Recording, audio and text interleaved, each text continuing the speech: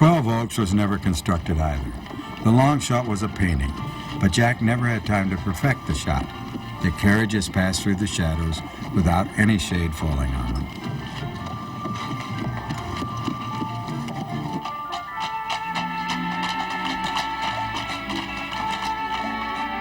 The arrival was shot against the outer wall of stage 11. Then Jack painted the rest on glass and rephotographed the two together.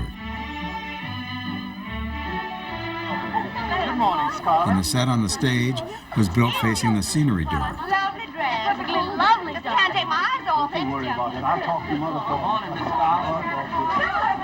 allowing Scarlett to walk right into the 12 Oaks entrance hall. We never had to build a ceiling on a set. Jack Cosgrove painted them all in, at a great saving of time and money. Jack Cosgrove's genius made the burning of Atlanta work.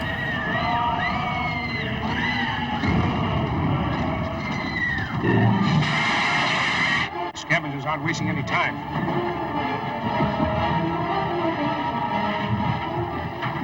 Better get out of here fast. He took the simple raw footage and by his skill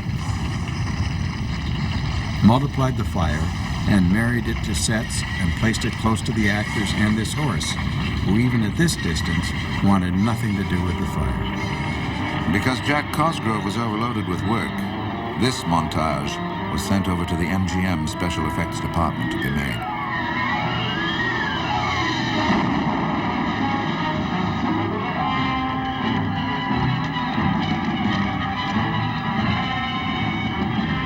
Adolf Hitler's all-out attack on Poland making a long-stretched European war of Turkey.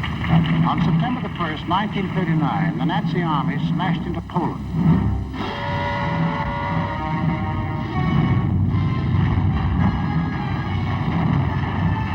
World War II has begun.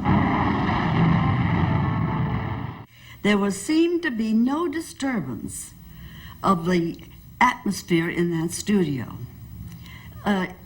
I think we knew what Hitler was, and I think we knew what some of the consequences could be. But this was a world apart from the whole universe.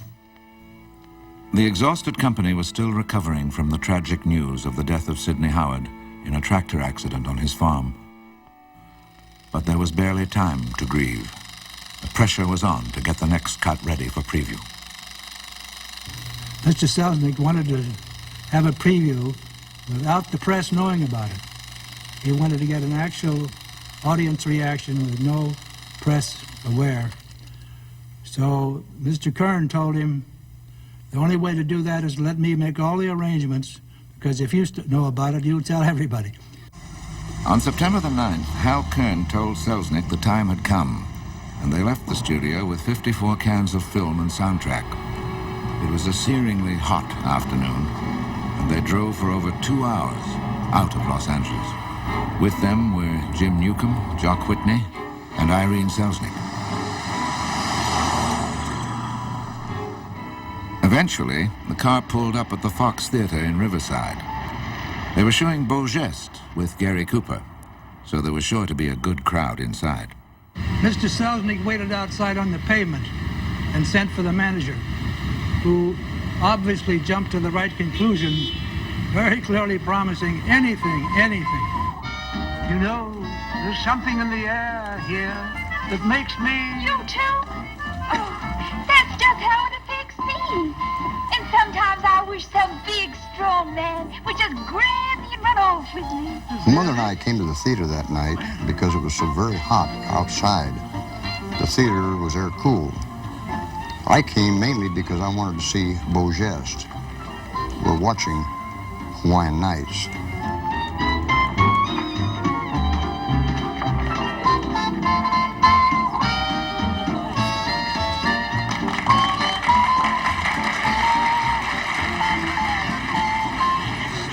Tus trailers. Visita mi canal. Ladies and gentlemen, may I have your attention, please? The house lights came on. A man went on the stage and announced that we were now going to see a major studio preview. of an important new film. What's the picture? What? Who's in it? I'm sorry, I can't tell you what it is, but I can tell you it's a little long, folks, so if any of you want to call home, please do, because from this moment on, the doors will be locked, and nobody new will be allowed into the theater. We were anxious to see how it was going to go. Was it really as great as we thought it was? To be the judge, not the critics, and not the reporters. Thank you. The final titles were not yet made and the music wasn't written, so Hal Kern had laid in music tracks from The Prisoner of Zenda.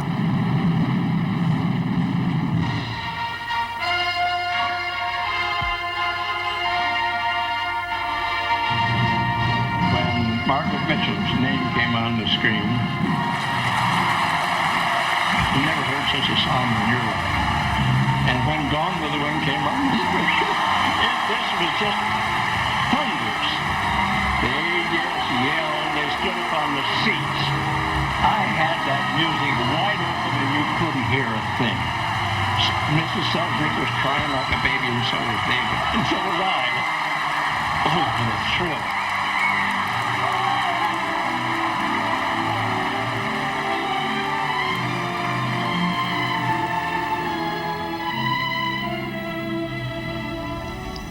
When Gone with the Wind finished playing, you could hear a pin drop. The audience was just stunned. That's when I turned to my mother and said, "Now can we see Beau Geste?" I don't seem to be able to find any fault with the picture. I believe that it is the best picture that ever was or will be produced. A long picture, if good, is well worth seeing. Leave it long, but cut everything else. News, shorts, everything. Gone with the Wind is happily stuck to the book. It's fine. I'd like to say that I think Vivien Leigh is one of the most super colossally great actresses I've ever seen. Don't cut the picture, cut everything else off the program. I want to thank you for allowing we folk in Riverside the privilege of seeing it first. Every adult man and woman should be required to see it and pay close attention. 3 years ago, when David O. Selznick prepared to make Gone with the Wind, he promised it would be the finest movie ever produced. After 3 years, Selznick's job is done. Those who've seen Gone with the Wind agree it's one of the greatest motion pictures ever produced. Now, the reason I'm citing the greatness of this movie is to prove in the next breath that its cost, $3 million, is far too much to spend on one motion picture. In order to get back its prohibitive cost, Gone with the Wind would have to show in every city and town in the world. It's a cinch to show a huge financial loss and should be conclusive evidence that it's folly to gamble $2 and $3 million on a single picture. Despite the success of the preview, Selznick was still improving the film and even adding to it. Vivien Leigh was called back to America for retakes.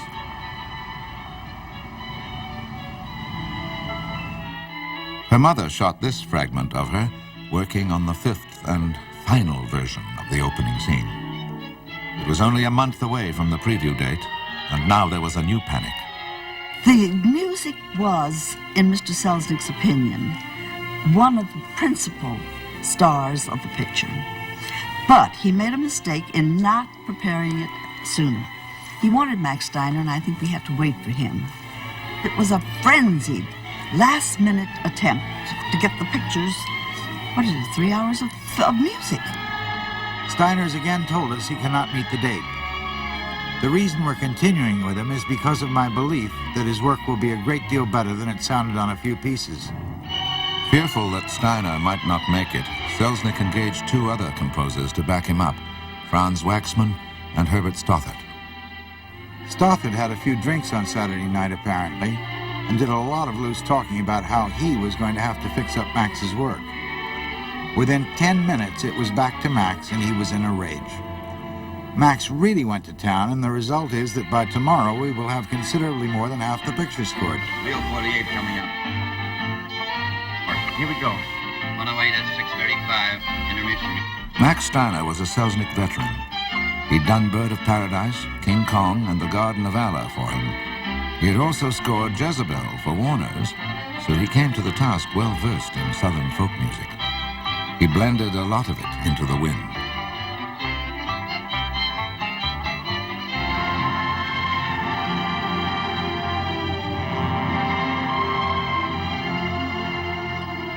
The Atlanta premiere had been put back to December the 15th. But Hal Kern had to virtually tear the film out of Selznick's hands to get it to the labs, where he worked 20 hours a day supervising the balancing of the color in accordance with Bill Menzies' careful designs. The silhouette foreground from where Ashley and Melanie observe the barbecue brings out the sunshine and gay costumes beyond. For contrast, the next time we see 12 Oaks, it was in ruins and in the steely blue-gray of dawn. The effects used for the mother's death were using the warm light of the wick low in the screen, deep blacks, and a bluish light on the dead face. The arrangement of light and color values helped give it a strong angular and moving composition. The pre-dawn dramatized the effect of desolation and destruction. Not only the fences and ruins were painted black, but acres of grass were blackened. No attempt was made to make Gone with the Wind pretty. When unpleasant colors were required to enhance the drama, they were used. Red skies and indigo backings were planned for macabre, strong, and unhappy atmosphere. Times of the day were, I think, gone further into in color study than ever before.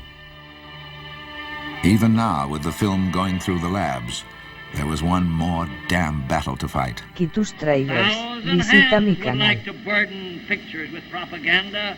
They shall not. Others would like to bring this great entertainment of yours under stifling and artificial domination. That you will not permit. Will Hayes was the Hollywood censor, and under him, the production code office was run by Joe At the Breen. same time, we must be on the lookout for scenes or action or dialogue which are likely to give offense. The responsible men in this industry want no such pictures and will not allow these to be shown. Dear Mr. Hayes, the punchline of Gone with the Wind, the one bit of dialogue which forever establishes the future relationship between Scarlett and Rhett is, frankly, my dear, I don't give a damn. Joe Breen is unable to give me permission to use this sentence because it contains the word damn. It is my contention that this word as used in the picture is not an oath or a curse. The most that can be said against it is that it is a vulgarism, and it is so described in the Oxford English Dictionary. Frankly, my dear. I just don't care. Selznick tried several alternatives, but nothing matched the original line of the book. He enlisted the support of most of the big guns of Hollywood, but only after a long and bitter struggle was he granted permission to use that word. December 11th, 1939. To Kay Brown. I've just finished Gone with the Wind. God bless us, one and all.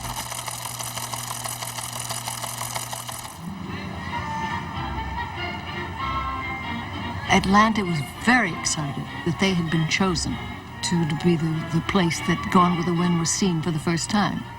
It was poor. It was still a provincial town. And I think that Gone with the Wind gave the South, and gave Atlanta in particular, pride that it hadn't had for a long time. It kept struggling. The Melanies of the world struggled to keep their pride, but Gone with the Wind did it for her.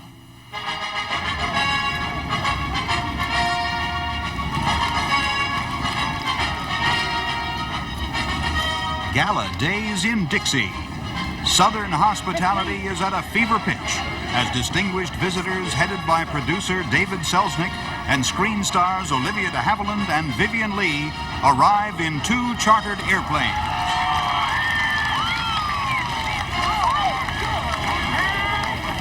No wonder. Yes, it's the Clark Gables just in from the coast. Charming Carol Lombard and friend husband get a mighty welcome. After dark, all Atlanta turned out for the big parade that starts 3 exciting days of celebration. Here we were put in the open tonneau of a convertible and driven down the main street, and it was dancing in the streets. There were balloons, there were banners. It wasn't just the people from Atlanta. They had come from far and wide. I have a newspaper of the day. The entire newspaper is Gone with the Wind. Nothing else happened in the entire world that day. I present to you the man who, by national acclaim, from start to finish, was, is, and always Rhett Butler, who now owns Atlanta, Mr. Clark Gable. Thank you, ladies and gentlemen. You know, as I started down here this evening, your mayor told me that the population of Atlanta was 300,000. I have seen myself tonight coming from the airport 3 million people. I've spent quite a good deal of my time on Peachtree Street this year, and now that I'm here, it feels, well, just as if I were coming home. I just feel that if I never have another exciting day as long as I live, I shan't mind because I've had this day. You're all wonderful people, and I'm very, very proud of my own hometown. Thank you.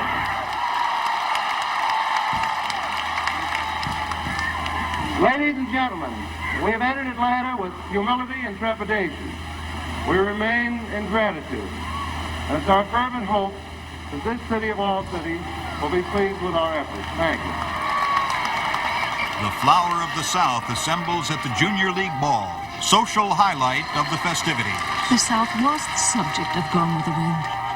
It meant everything to them. They had lived through this, and it was still suffering from the Civil War itself. And they felt very possessive about this picture. I mean, David may have thought it was his, but Atlanta didn't think so. They knew it was theirs, and they knew it was going to be a success, too.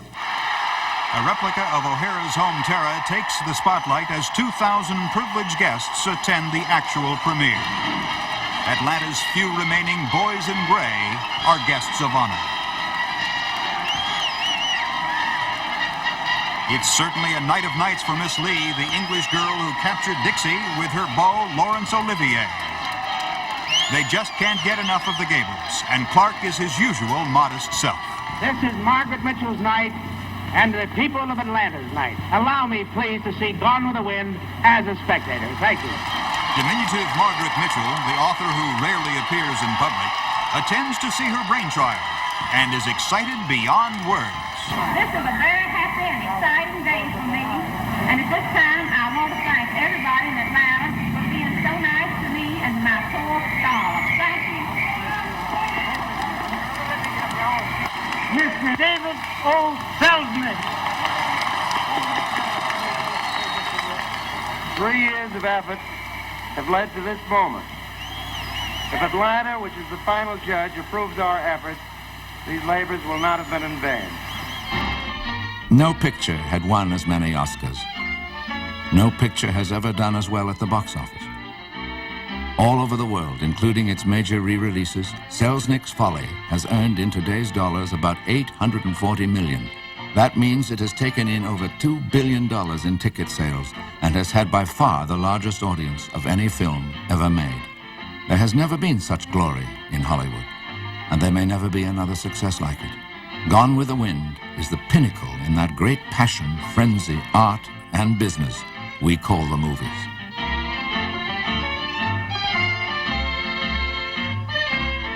Years later, Selznick talked of the dilemma to which his greatest success had condemned him.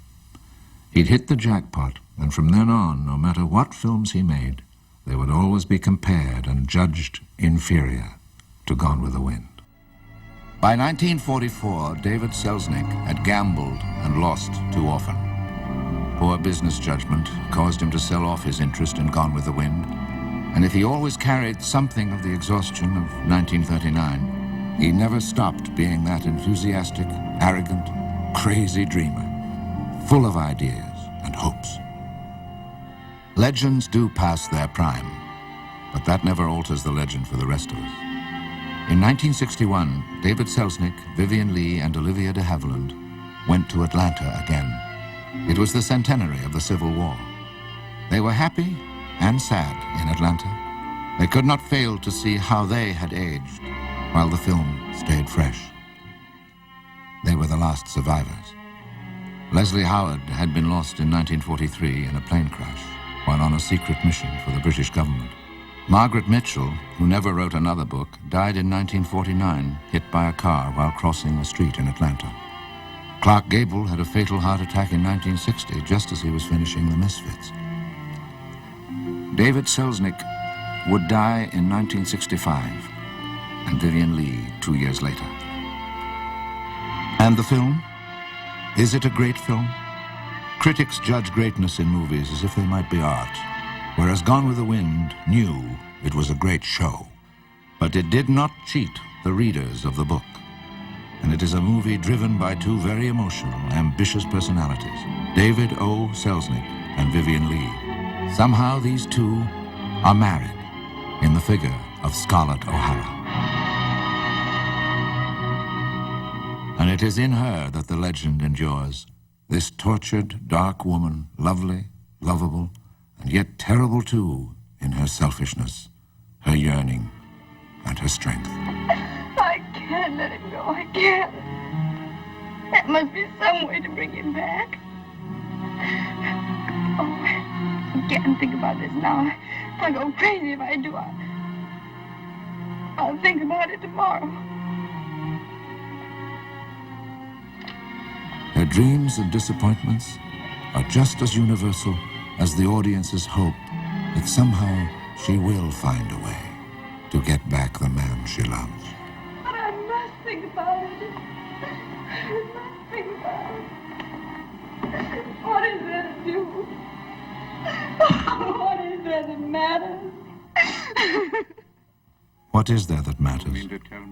After all that she has fought for and lost, after the disillusion, rejection, and humiliation, David Selznick couldn't just leave her there. He had to find an answer, appropriate to his Scarlett, faithful to Margaret Mitchell, and one which reached out to the shattered world of 1939. And beyond that answer, an ending, appropriate to the gambler, the romantic, and the optimist in him.